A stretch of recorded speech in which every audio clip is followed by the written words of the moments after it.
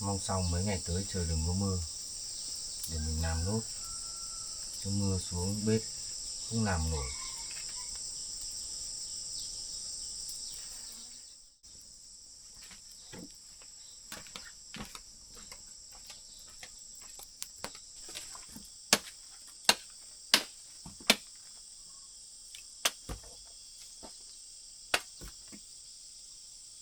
Đến sớm đi anh.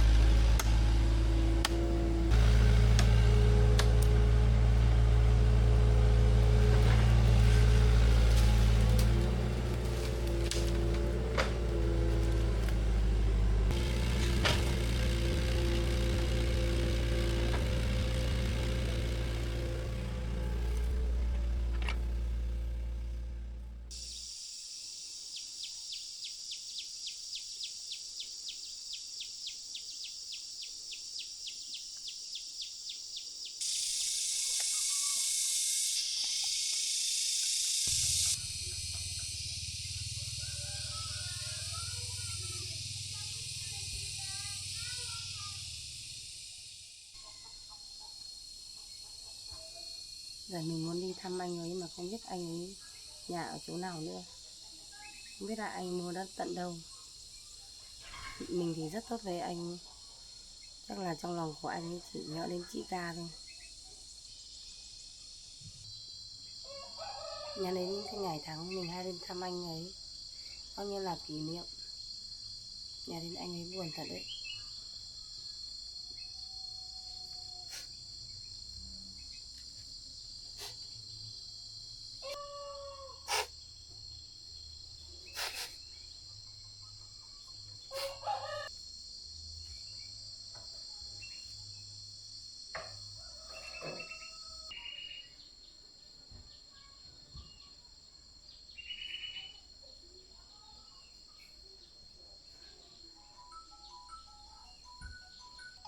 Ai gọi mình ấy nhỉ? Alo. Cho hỏi đây có phải số máy của Thùy không nhỉ? Vâng, em là Thùy chị ạ. Làm gì đấy chị? Có việc gì không ạ? Chị nghe mọi người giới thiệu là em có đứa em gì 21 tuổi chưa có người yêu phải không? Vâng, em có đứa em chưa có lập gia đình chị ạ. Chị ở làng bên, có thằng em chú vừa đi xuất khẩu lao động về, thế là nghe nói em có đứa em gì, chị cũng muốn là giới thiệu xem là hai đứa có hợp nhau không. Thằng em chú chị thì nó cũng hơi nhút nhát, không biết tán gái, cũng hiền lành ngoan ngoãn thôi. Vâng, ờ, em cũng không không chưa biết được, nhưng mà nếu mà như thế thì tốt quá. Nếu mà được em đồng ý thì em sắp xếp thời gian hôm nào chị sang được thì chị gọi báo em. Nếu mà em đồng ý ấy thì em báo chị một câu để chị sắp xếp xong chị đưa thằng em chú sang xem. Vâng, thế để hôm nào em sắp xếp được thì em gọi em báo chị nhé. Rồi rồi thế Vâng, vâng. có gì báo chị để chị sắp xếp đưa thằng em chú sang nhé. Vâng, vâng. Rồi chào em nhé. Vâng, em chào chị nha. Đi nước ngoài về mà vẫn còn phải đi xem mắt. Nhà ngay làng bên thì cũng gần, hai đứa thì có thể qua lại dễ, thế thì được, cái này chắc là được rồi. Nhà đi nước ngoài thì chắc cũng có điều kiện nữa.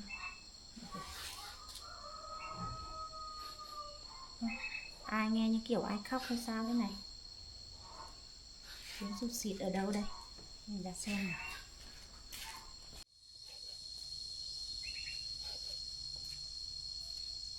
Em bị làm sao ấy? Út ơi, Út, em Dạ, làm sao đấy? Sao em lại không khóc? sao đâu chị ạ. Làm sao? Em không sao đâu. Việc không đi làm ngồi đây sụt xịt cái gì? Hả? Em không sao đâu chị ơi.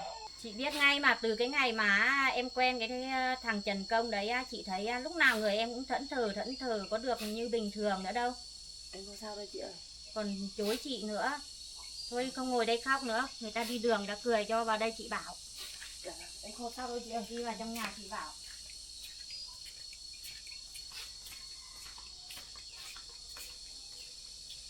Còn đứng đấy nữa, ngồi vào đây chị bảo này. Em ngồi xuống ghế chị bảo. Có chuyện gì mà khóc sụt xịt đấy, bảo chị xem nào. Em không sao đâu chị ơi. Tự dưng em thấy buồn thôi chị ạ. Đừng có nói dối chị, chắc lại đang nhớ cái cậu Trần Công đấy chứ gì. Hả? Phải không? Chị đã bảo em rồi, cái cậu Trần Công đấy tương lai thì không có, nhà cửa thì không, một mình cậu ấy ở trong rừng làm sao mà nuôi được em. Tại sao lại cứ phải làm trái ý chị thế nhỉ? Bao nhiêu người có điều kiện mà em lại không chọn, em cứ đi chọn cậu đấy. Trong khi đấy cậu đấy thì chả có cái gì trong tay, thì lấy cái gì mà lo cho em, thân cậu đấy còn chưa lo nổi thì làm sao mà lo được cuộc sống sau này của hai đứa. Chị vừa mới, lúc nãy vừa có người gọi cho chị ở đấy, họ bảo sang xem, mấy hôm nữa sang xem mắt. Em chuẩn bị tinh thần đi nhá. Không Anh chị đấy. ơi, đừng chị ơi. Em để tự nhiên duyên đến đâu thì biết lấy gió thôi chị ạ. Em chưa muốn lấy chồng đâu, em muốn ở với chị đã. Em cứ đi xem mắt đi, xong rồi có gì thì mình tính tiếp. Cậu đấy từ nước ngoài về chắc nhà điều kiện khá là được đấy. Không chị ơi, em chưa muốn lấy chồng đâu chị ơi. Cái duyên số của em thì bao giờ đến thì em mới hạng hai thôi chị. Còn bây giờ chị bảo em đi lấy người khác, bây giờ tự dưng bảo em đi xem mặt của họ, em không đi đâu chị ơi. Em không đi. 22 tuổi đầu rồi, còn định ở đến bao giờ nữa? Như người ta tầm tuổi này người ta cho con cái chồng con hết rồi. Mình còn cứ ở đây mãi. Mối này ở làng bên thì cũng gần đấy. Để mấy hôm nữa xem họ sang xem mắt, nếu mà được thì quyết định lấy chồng thôi. Không chị ơi, chị cứ mặc kệ em đi. Bao giờ duyên em đi đến đâu thì em biết đến đó. Không, chị đừng hẹn người ta, em không lấy chồng, em chưa lấy đâu. Chị cũng nói thật với em là hôm nọ cậu Công cũng có đến tìm em để báo tin là cậu ấy đã mua được mảnh đất mới.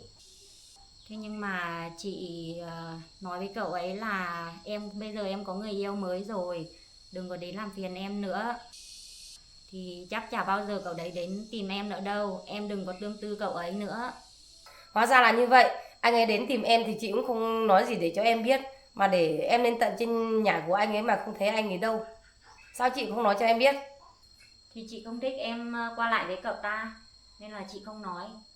Nhưng mà em qua lại với anh ấy có làm sao đâu chị, có tình cảm gì, yêu đương gì đâu. Chẳng qua là em nhìn thấy anh ấy vất vả khó khăn như vậy thì anh hai thỉnh thoảng lên giúp đỡ tí, anh công việc nọ kia ở ngoài vườn thôi chứ có làm sao đâu. Sao Nói chị chung phải là nói như thế? Nói chung là chị thấy em không có môn đăng hộ đối với cậu ta, em không có hợp với cậu ta mà. Chị không nhìn thấy được cuộc sống của họ sau này đâu chị ạ. Bây giờ trước mắt chị nhìn thấy của người ta như vậy thì chị nói như vậy thôi. Nếu mình bây giờ mà chị nhìn thấy những người ta mà giàu có thì chị bảo chị tham đồng tiền phải không? Em là em không thích kiểu đấy. Chị là chị thương em thì chị mới nói như thế. Chứ bây giờ nếu mà không thương em thì nói chung là cậu ta như thế, trước mắt mình thấy cậu ta như vậy rồi, chị không muốn em phải khổ. Cuộc sống của em đáng phải được tốt hơn như thế, chứ không phải là với cái cuộc sống của cậu ta thì chị không đồng ý, chị nhất định chị không đồng ý với em đâu nhá. Chị nói thế thì em không muốn nói chuyện với chị nữa đâu. Chị không biết đâu nhá, chị đã hẹn họ là mấy hôm xem để gặp mặt rồi đấy. Chị mà hẹn họ, chị khác nói chuyện với họ thôi, chứ còn em không biết đâu nhá. Chị không có thay đổi được đâu nhá.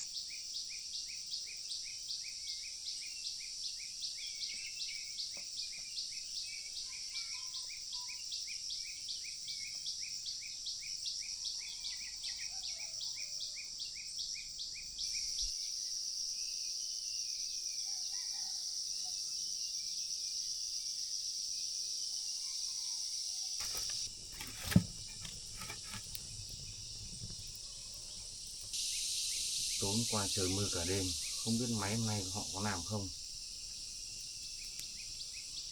Hôm nay mình cứ tiếp tục công việc dọn dẹp, còn cái gì dọn dẹp thì mình dọn dẹp tốt.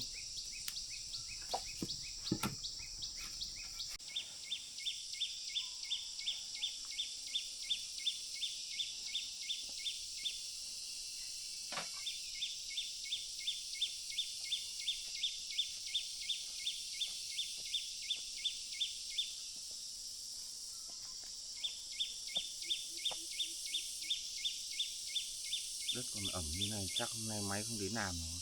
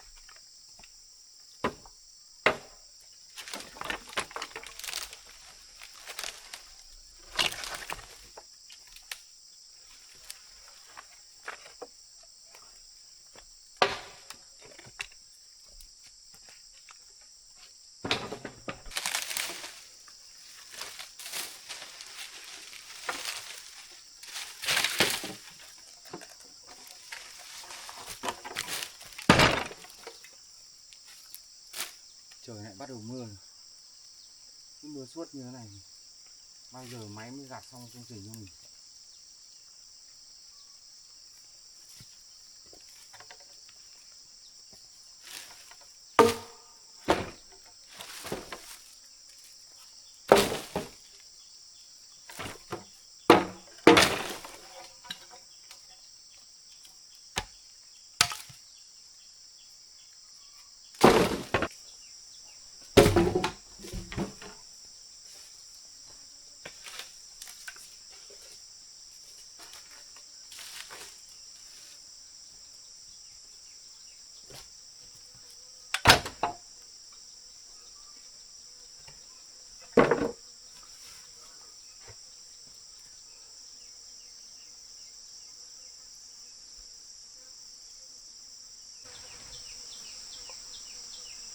Bắt đầu vào mùa mưa rồi, mình không nhanh chóng hoàn thiện ngôi nhà thì không có chỗ mà ở.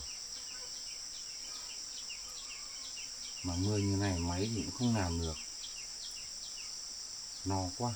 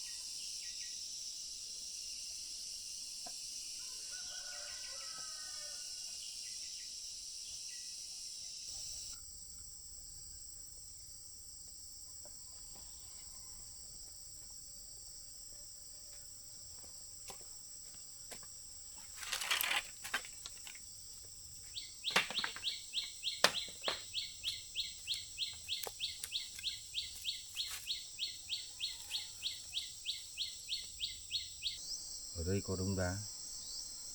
Giờ trong khi chờ đợi máy thì mình sẽ bê lên kia. Đến nữa mình sẽ tận dụng xây dựng nhà.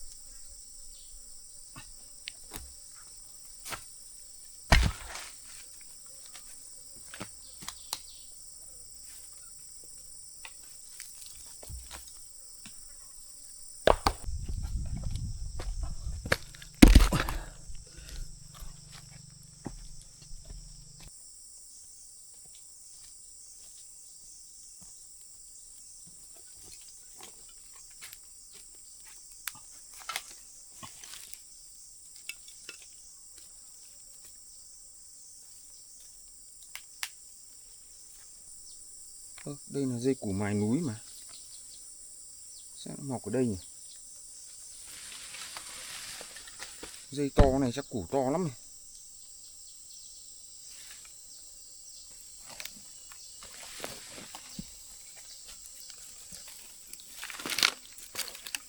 Rồi, gốc to thế. Này chắc củ to lắm này. Chỗ này toàn đá, đào ra được nhỉ?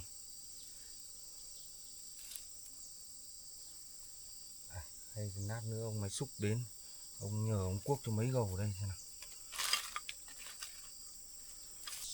Lát ông máy xúc đến thì nhờ ông cuốc cho 1-2 gầu đào lên.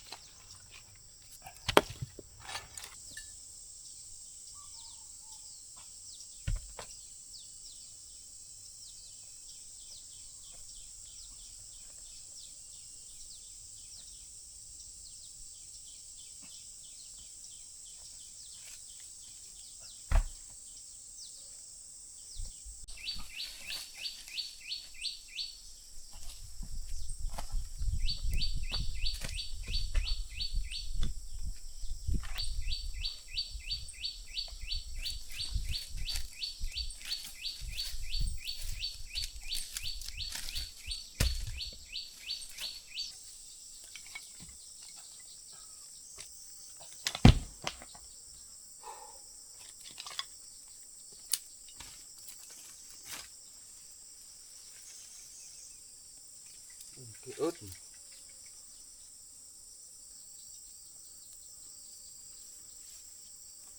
Tí mình sẽ đánh cái ớt này lên dòng vị trí khác để đỡ bị đất vùi lấp lên.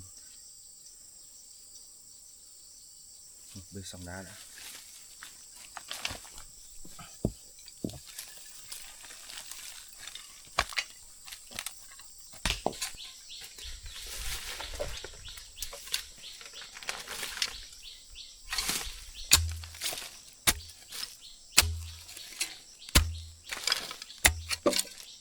Bên cạnh có gốc cây rừng luôn.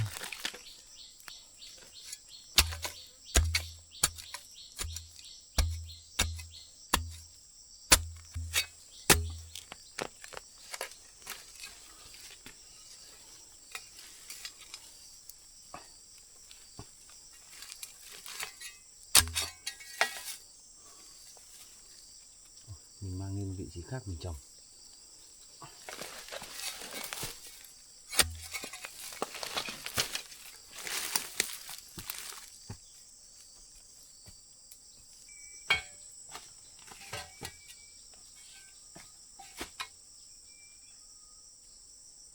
Anh đến Nam à? Sáng nay mưa quá anh nhỉ?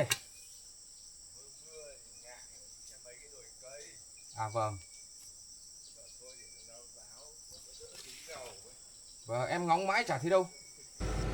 May quá chiều nay trời tạnh giáo. Họ đến họ làm việc tiếp rồi. Lo quá.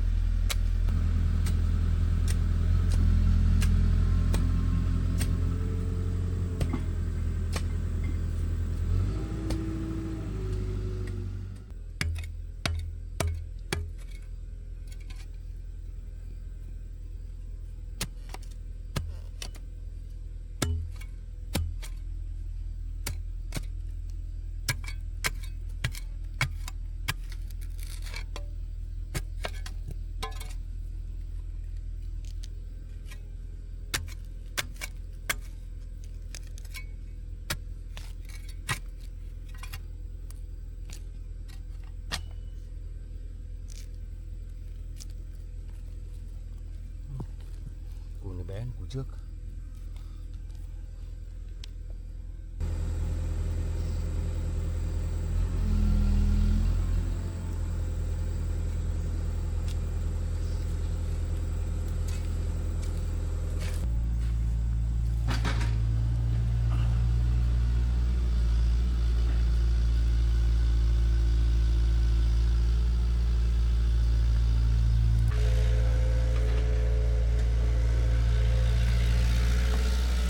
May quá, may có anh máy xúc của anh hộ cuốc trong một cầu.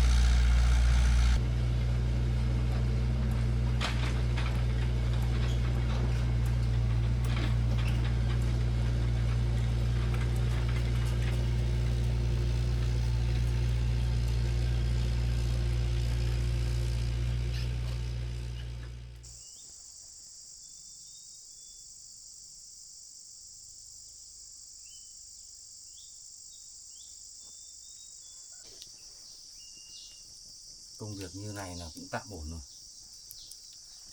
Chắc là cuốc nốt ngày mai nữa là xong. Hy vọng ngày mai trời đừng có mưa nữa. Thôi bây giờ cũng muộn rồi, mình nấu ăn thôi.